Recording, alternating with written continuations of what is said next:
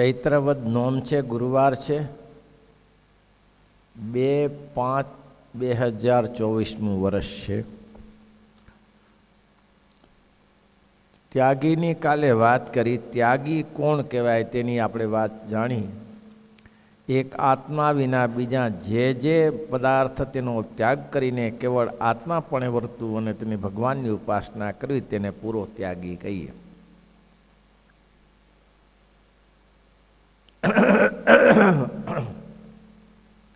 આત્મારામસ્ય મુનયો નિર્ગંથાતિ ઉરુક્રમે કુર્વંતી અહેતુ Kim ભક્તિ ઇથમ ભૂતો ગુણો હરિ.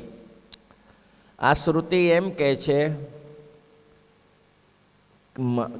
આ બધું નાશવંત છે, આ જગત મિથ્યા છે, ભગવાન સત્ય છે એવું સમજ્યા પછી મહારાજ કે ત્યાગી તેને આત્મા વિના બીજા જે પદાર્થ તેનો ત્યાગ કરી દેવાનો. જે કંઈ છે ઊભું થયું છે નાશ થઈ જાય. આ મકાન છે નાશ થઈ જાય, હોલ છે નાશ થઈ, ગુરુકુળ છે નાશ થઈ જશે, એક દિવસ કાળે કરીને નાશ થશે.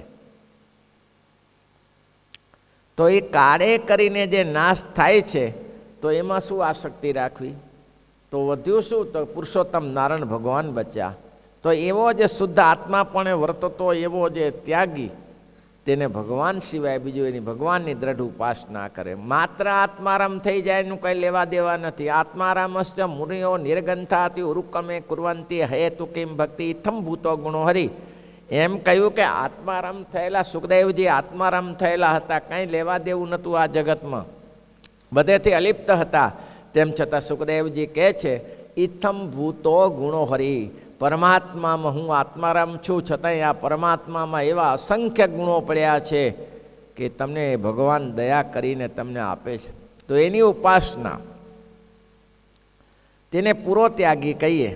હવે ગ્રસ્તનું લક્ષણ કહ્યું. ગ્રસ્ત કોણ? તો કે જનક રાજા જેવો હોય. મિથિલાયમ પ્રદીપ્તાયમ નમે દહંતી કિચન. એની વ્યાખ્યા આપણે કરી હતી કાલે, લાંબી એની વ્યાખ્યા નહીં. આ પરોક્ષ ભક્ત જે કયા પરોક્ષ જે ભગવાનના અવતાર રામકૃષ્ણાદિક પરોક્ષ અવતાર છે આપણા માટે, ભગવાનને એના માટે પાછા પ્રત્યક્ષ માને તો જ એનું કલ્યાણ થાય. અને આ મને જનક રાજા જેવા પરોક્ષ ભક્ત કહેવાય. પણ હાલની તારીખે આપણામાં ક્યાં નહોતા એની વાતો સાંભળી કે મિથિલા બળતી હોય ને એનું કંઈ બળતું નથી, તો આપણામાં કંઈ ઓછા નહોતા. સ્વામિનારાયણ સંપ્રદાયમાં કંઈ ઓછા નહોતા. બંધિયાના દોષા તાઈ સામાન્ય હતા. કંઈ ગઢપુરમાં શ્રીજી મહારાજ પાસે સંઘ દર્શનને ગયો. કેવા કેવા ભક્ત હતા, કેવી કેવી નિષ્ઠા હતી મહારાજને વિશે. તે સંઘ દર્શનને ગયો. દર્શન કર્યું એટલે પૂછ્યું કે તમે બધા તો આવ્યા પણ મારા દોષા ના આવ્યા? અરે મહારાજ વાત મૂકો દોષાની. કેમ?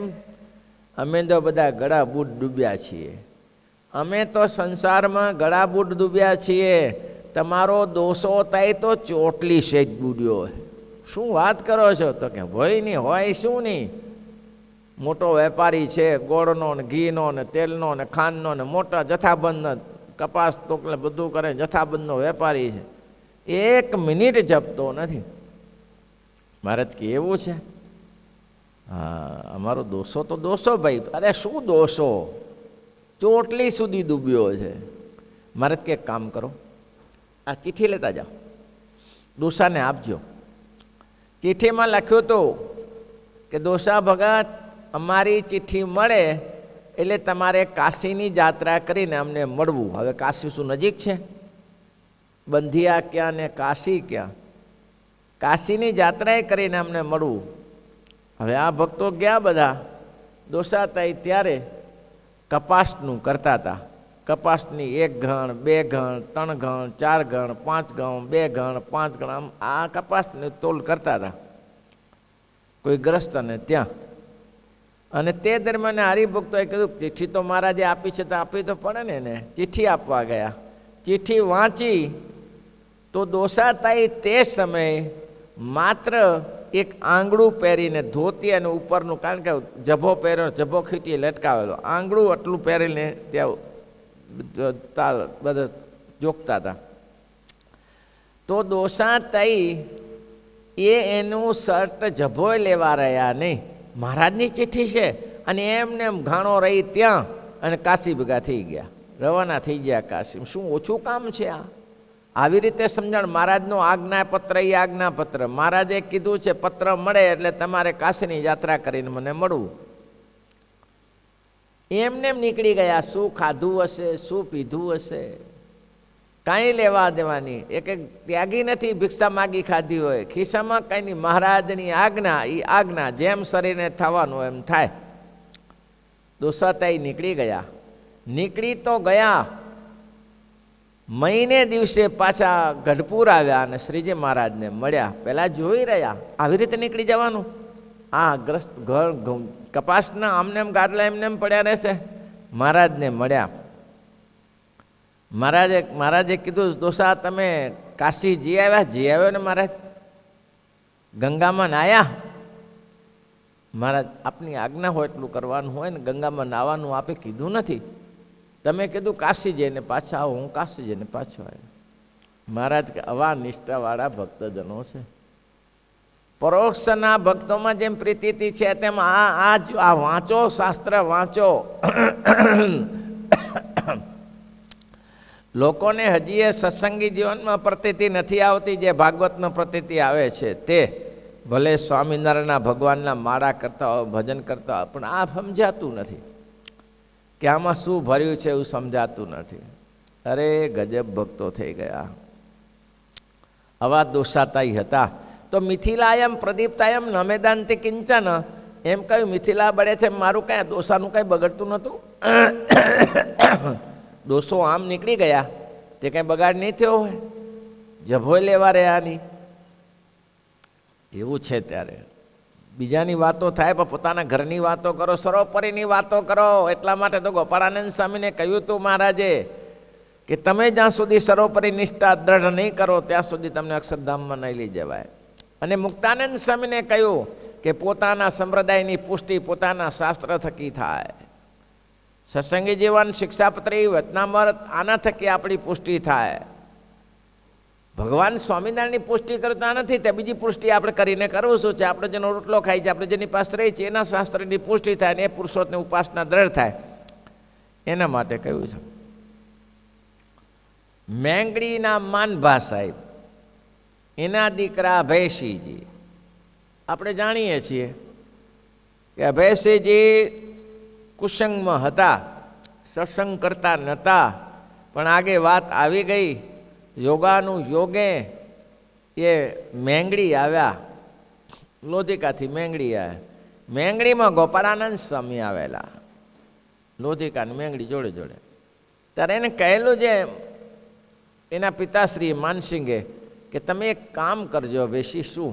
તમે જંગલમાં મૃગ્યા કરવા જાઓ છો પણ ગોપાળાનંદ સ્વામી મેંગડી આવ્યા છે. તે દિવસ લોધિકા હતા. તમે ગોપાળાનંદ સ્વામી જરા મળતા જાજો. હવે એ ગોપાળાનંદ બાવો શું કરવાનો હતો? તમે તમારે કૂટ્યા કરો, હું મારું કૂટ્યા કરું. એ મૃગ્યા કરવા ગયો અને ઈચ્છા થઈ ગમે તે હોય પણ કાંઈક છૂટી ગયા અને દોડતા દોડતા મેંગડીની સીમ આવી ગઈ. માનસિંહભાઈ ત્યાં જ હતા. એના પિતાશ્રી સ્વામીને કરગરીને કહેતા હતા કે સ્વામી દયા કરો, દયા કરો. આ પાપ થકી મુકાવો. આ નરું પાપ છે, આના થકી મુકાવો. કાં તો મને મારો દેહ ત્યાગ કરાવો ને કાનો દેહ. અરે સ્વામી કે શું વાત કરો છો? અભયસિંહ જેવો તો મોતોય મુક્ત નથી. એ શું મુક્ત છે? માંસ ખાય, દારૂ પીએ, જુગાર રમે, આને મુક્ત કહેવાય? અરે એ તો બહુ ભગવાનના એકાંતિક ભક્ત છે. અને તે જ ગમ્યા એટલે મુરગલું છટકી ગયું અને ભાઈ આવી ગયા. ત્યારે કે ચાલો ને ત્યારે ગોપાળ બાબો આવ્યો છે તો જોતા જઈએ. એ આવી ગયા. અને સ્વામી આપણે કથા પ્રસિદ્ધ છે. સ્વામીએ વર્તમાન ધરાવીને સત્સંગી કર્યા. નિષ્ઠાવાન સત્સંગી. હવે આવા સારા સત્સંગીને ઉપદ્રવ કરનારા બહુ હોય.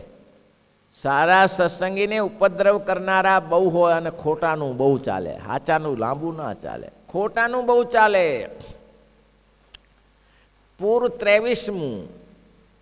23માં પૂરમાં 82ના અધ્યાયમાં વાંચો. શ્રીજી મહારાજે કહ્યું છે આધારાન સમના ગ્રંથમાં. કદાચ મને આજુ પાછું તો મેં લખી રાખ્યું છે ત્યાં. શ્રીજી મહારાજે કહ્યું કે ખોટા પૂજાશે કળિયુગમાં. અમારી દેશી કાઢનારા અમારા કરતાં આગળ જશે. અમે જે સંપ્રદાય સ્થાપન કર્યો છે, શિક્ષાપત્રી પ્રમાણે બંધારણ કર્યું છે, એ બંધારણથી બહાર જનારા અમારા સંપ્રદાય કરતાંય વિશેષ દેખાશે, અને દેખાય જ છે અત્યારે.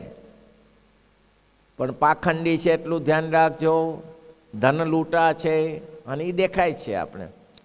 શ્રીજી મહારાજ એ અધ્યાય વાંચી લેજો. અમારી દેશી કાઢનારા એ અમારા સંપ્રદાય કરતાંય વિશેષ સારા લાગશે, અને લોકોને એમ થશે કે હા, આ જ સાચો સંપ્રદાય છે. પણ એની પિરિયડ પ્રમાણે ચાલે, મર્યાદા પૂરી થઈ જાય પછી પૂરું થઈ જાય. જે ઓરિજિનાલિટી છે એમાં ફેરફાર નહીં પડે, એને પકડી રાખજો. કેટલું મહારાજે 23માં મહારાજને ખબર હશે કે પાછળથી એવા કુંડાળા નીકળશે, આવા ચરખા નીકળશે, ત્યારે કેવા નીકળી ગયા. અને સંતો એટલું ધ્યાન રાખજો, 2 ગાદીથી બહાર પડીને હારું ચલાવવું એ આ લોક માટે છે, ભગવાનના ધામ માટે નથી.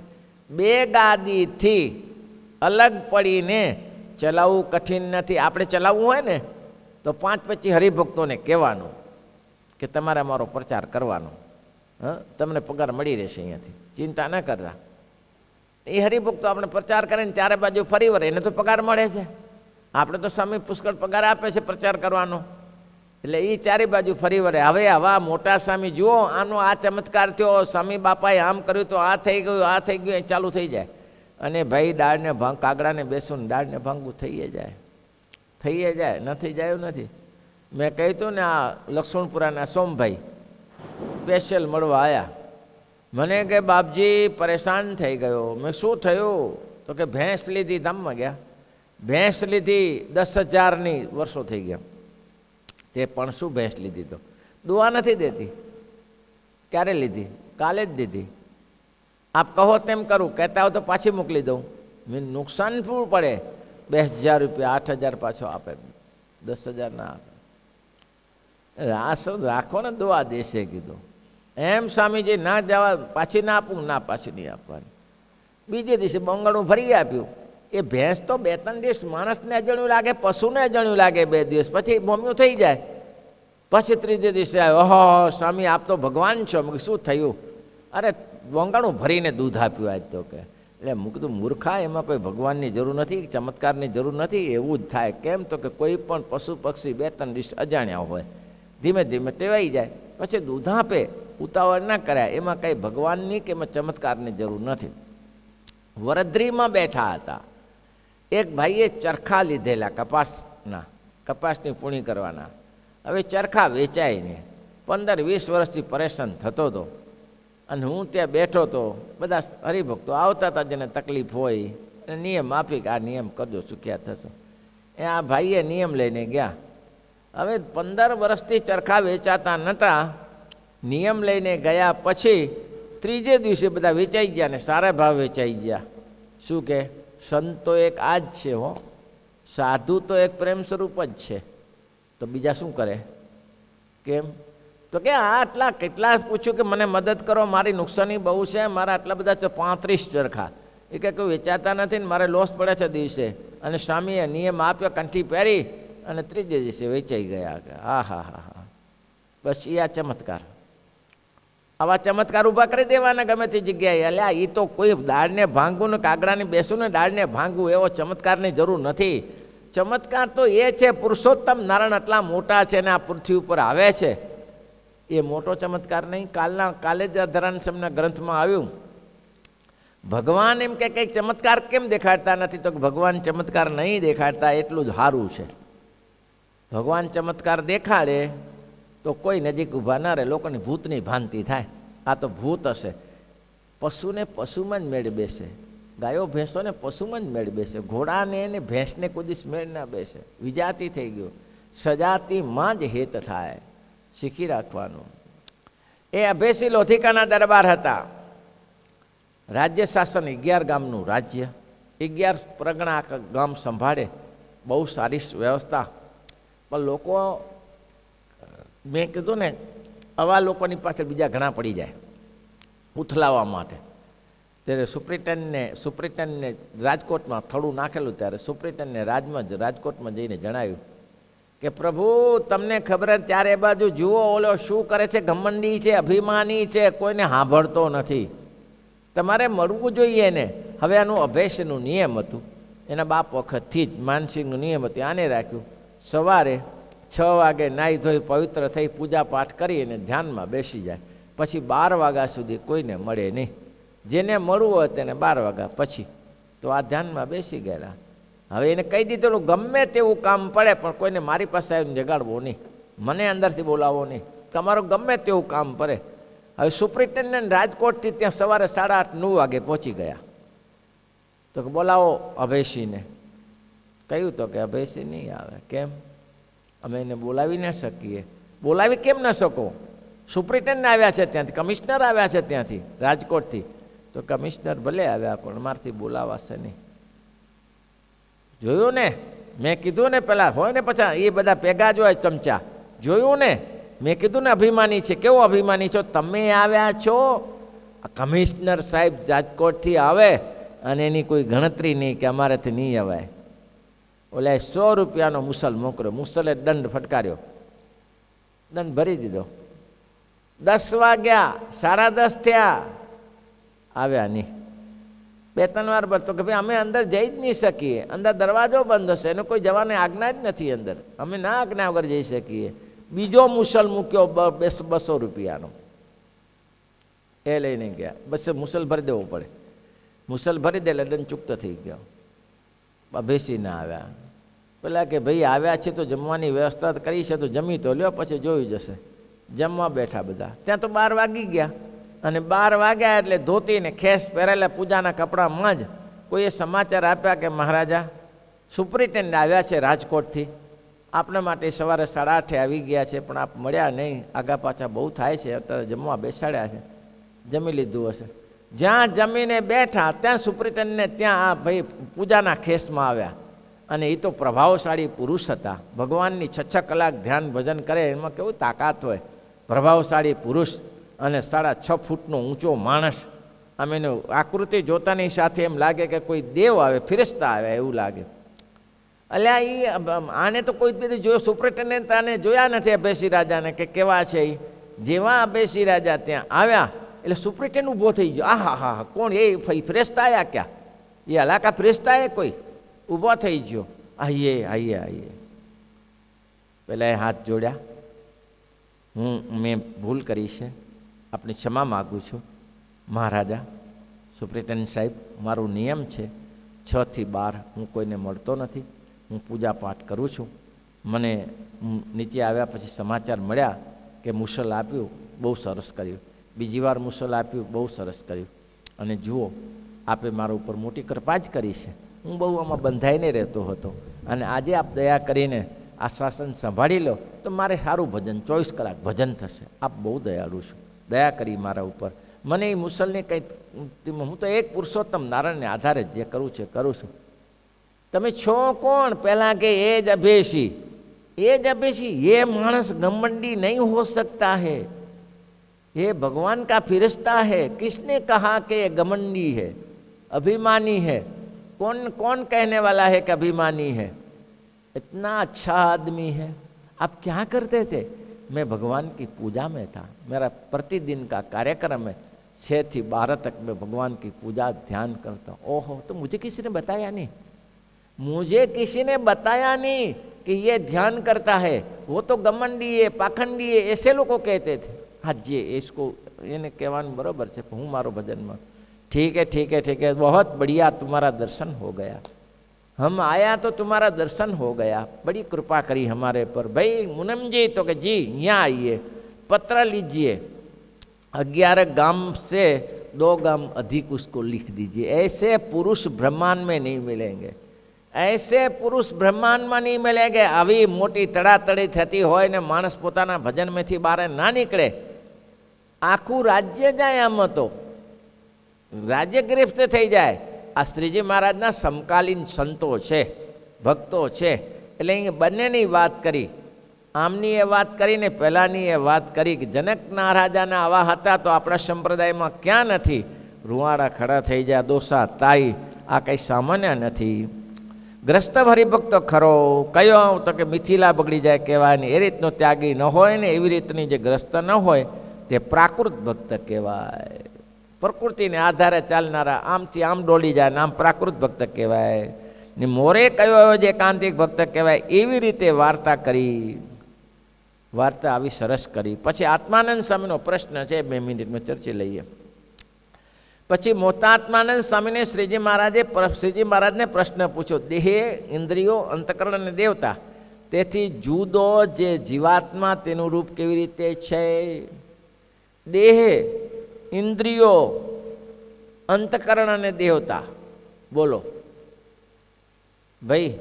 આ દેહ દેખાય છે, દેહ, ઇન્દ્રિયો, નાક, કાન, હાથ, પગ, ઇન્દ્રિયો. દેહ, ઇન્દ્રિયો, અંતકરણ, મન બુદ્ધિ ચિત્ત અને અહંકારી અંતકરણ છે. દેવતા શું? ઘનશ્યામ, દેવતા કોને કહેવાય? આ દેવતા એટલે મન, ઇન્દ્રિયો, અંતકરણ અને દેવતા. આંખના દેવતા સૂર્યચંદ્ર, નાકના દેવતા અશ્વિની કુમાર, જીભના રસનાના દેવતા વરુણ કુમાર અને કાનના દેવતા દિક્પાલ. આ બધા દેવતાઓ. એનાથી જુદો આત્મા, જીવાત્મા, તેનું સ્વરૂપ શું, તેનું રૂપ કેવી રીતે છે? શ્રીજી મહારાજ બોલ્યા છે. થોડાકમાં તેનો ઉત્તર કરીએ છીએ, કારણ કે લાંબુ થયું હોય એટલામાં ઉત્તર કરીએ છીએ. ઇન્દ્રિયાદિક સ્વરૂપનો જે વક્તા, ઇન્દ્રિયાદિકના સ્વરૂપનો જે વક્તા, તે સર્વેના સ્વરૂપને જુદું કરીને શ્રોતાને સમજાવે છે. લોચો પડી જશે, સમજાશે નહીં? સમજાશે? જે જીવાત્મા અલગ અલગ કરીને આ દેહને સમજાવે છે. શું સમજાવે છે? જે અંદર જીવ બેઠો છે તે એમ કહે છે કે આ દેહ છે. પછી શું કહે છે? નાક, કાન, હાથ, પગ ઇન્દ્રિયો છે. પછી શું કહે છે? મન, બુદ્ધિ, ચિત્ત અને અહંકારી અંતકરણ છે. પછી શું કહે છે? સૂર્ય, ચંદ્ર, દિક્પાલ, વરુણદેવ, આ બધા દેવતા છે. તે શું કહે છે? થોડાકમાં ઉત્તર કરીએ. ઇન્દ્રિયાત્મકના સ્વરૂપનો જે વક્તા, એને જે બતાવનારો, તે સર્વેના સ્વરૂપને જુદું જુદું કરીને શ્રોતાને સમજાવે છે. આ ઇન્દ્રિયો કહેવાય, આ હાથ પગ ઇન્દ્રિયો કહેવાય, આ દેવતાઓ કહેવાય, આ દેહ કહેવાય, એવું જુદું જુદું સમજાવે છે. અને જે તે સમજાવનારો વક્તાને દેહાદિક સર્વેના પ્રમાણનો કરનારો છે, જાણનારો છે અને સર્વેથી જુદો છે, તેને જીવ કહીએ. આ બધું બતાવનારો અને બધેથી ન્યારો. ભાઈ, જીવ, દેહને જીવ કહેવાય? દેહને જીવ કહેવાય? ના કહેવાય. જીવ દેહથી અલગ છે. જીવને દેહ ના કહેવાય તો પછી ઇન્દ્રિયોને દેહ કહેવાય, જીવ કહેવાય તો કે ના કહેવાય? તો ઇન્દ્રિયોને ના કહેવાય તો અંતકરણને જીવ કહેવાય તો કે ના કહેવાય? એનાથી બધાથી અલગ છે. પણ એ બધાને જાણે છે પાછો કે આને ઇન્દ્રિયો કહેવાય, અને દેહ કહેવાય, અને અંતકરણ કહેવાય, અને દેવતા કહેવાય. એવું બધું જાણનારો છે. સમજાવનારો વક્તા દેહાદિકના સ્વરૂપનો પ્રમાણનો કરનારો છે. આ દેહ છે, આ આંખ છે, આ કાન છે, એનું પ્રમાણનો કરનારો છે અને એનો જાણનારો છે. બધેને નખશિખા પર્યંત જાણે છે. તમે આ દેહમાં જીવ ન હોય, દેહમાં જીવ ન હોય, પછી અહીંયા ચૂટકી ભરાવો, અહીંયા ચૂંટકી ભરાવો, એની અસર થાય? ભાઈ, એની અસર થાય કે ના થાય? તમારો આ જીવ નીકળી જાય પછી આ દેહને ચૂંટલી ભરાવો તો અસર થાય કે ના થાય? તો 10 જણા ભેગા થઈને એક ચૂટકી અહીંયા ભરાવી, એક ચૂટકી અહીંયા ભરાવી, એક ચૂટકી અહીંયા ભરાવી, તો વારાફરતી ખબર પડે? એક સાથે બધા ચૂટકી ભરાવી તો વારાફરતી ખબર પડે કે એક જ સમયમાં ખબર પડી જાય? પહેલી આ ચૂટકીની ખબર પડે, પછી આ પડે. ભરાવી ચૂટકી એક સાથે, પણ ખબર એ ક્યારે પડે કે અલગ અલગ જે ખબર પડે? હે, બસ એકી આરેની ખબર પડે તેનો જાણનારો છે. દેહ, ઇન્દ્રિયો અને અંતકરણ દેવતા તેનો આ જાણનારો છે. એની યથાર્થ વિશ્લેષણ કરીને સમજાવનારો છે કે આને ઇન્દ્રિયો કહેવાય, અને દેવ કહેવાય, અને અંતકરણ કહેવાય, અને દેહ કહેવાય. આને જણાવનારો. કેવું સરસ મહારાજે એક 4 લીટીમાં કેવું સરસ જીવનું સ્વરૂપ સમજાવ્યું છે. શ્રીજી મહારાજ બોલ્યા તો થોડાકમાં તેનો ઉત્તર કરીએ છીએ. જે દેહ, ઇન્દ્રિયના સ્વરૂપને જે વક્તા, તે સર્વેના સ્વરૂપને જુદું જુદું કરીને શ્રોતાને સમજાવે છે. તે જે સમજાવનારો વક્તા, તે દેહાદિકના સમજાવનારો વક્તા, તે દેહાદિકના સ્વરૂપનો પ્રમાણનો કરનારો છે અને જાણનારો છે, અને સર્વેથી જુદો છે. એને જ જીવ કહીએ.